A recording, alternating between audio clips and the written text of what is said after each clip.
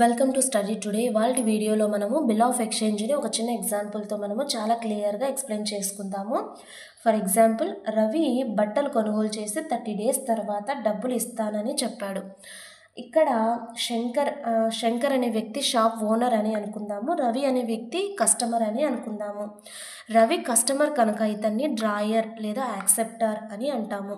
శంకర్ ఇక్కడ ఓనర్ కనుక డ్రాయి అని అంటాము. శంకర్ ఒక బిల్ ఆఫ్ ఎక్స్చేంజ్ని రాస్తాడు. ఏమని? రవి, నువ్వు 30 daysకు 10,000 శంకర్కి చెల్లించాలి అని ఒక బిల్ ఆఫ్ ఎక్స్చేంజ్ని రాస్తారు. దీన్ని రవి యాక్సెప్ట్ చేస్తాడు.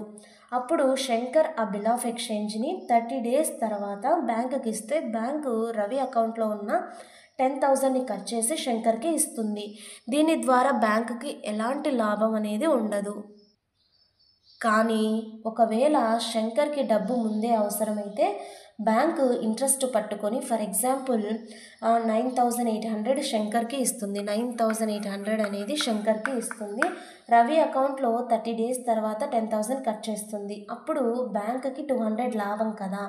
ఇలా ముందే తీసుకునే దాన్ని మనము డిస్కౌంటింగ్ ఆఫ్ బిల్ అని అంటాము.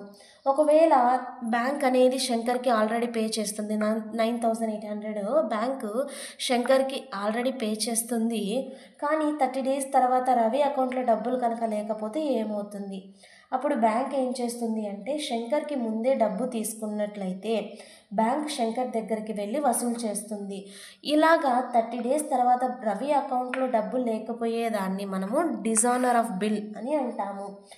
బ్యాంకు శంకర్ మీద నమ్మకంతో ఇవ్వలేదు. ఇక్కడ బిల్ మీద ఉన్న లీగల్ ప్రూఫ్, రవి యాక్సెప్ట్ చేసిన లైబిలిటీ మరియు డిస్కౌంట్ ద్వారా వచ్చే ప్రాఫిట్ మీద నమ్మకం పెట్టుకొని బ్యాంక్ అనేది ముందుగానే శంకర్కి డబ్బులు ఇస్తుంది అన్నమాట. ఈ బిల్ ఆఫ్ ఎక్స్చేంజ్ అనేది ఒక పవర్ఫుల్ లీగలీ ఎన్ఫోర్సేబుల్ డాక్యుమెంట్ అన్నమాట. కోర్ట్ అండ్ లా ద్వారా వసూలు చేయవచ్చు అనే నమ్మకం ద్వారా బ్యాంక్ అనేది ఇస్తుంది. ఈ బిల్ ఆఫ్ ఎక్స్చేంజ్ అనేది ఒక పవర్ఫుల్ వెపన్.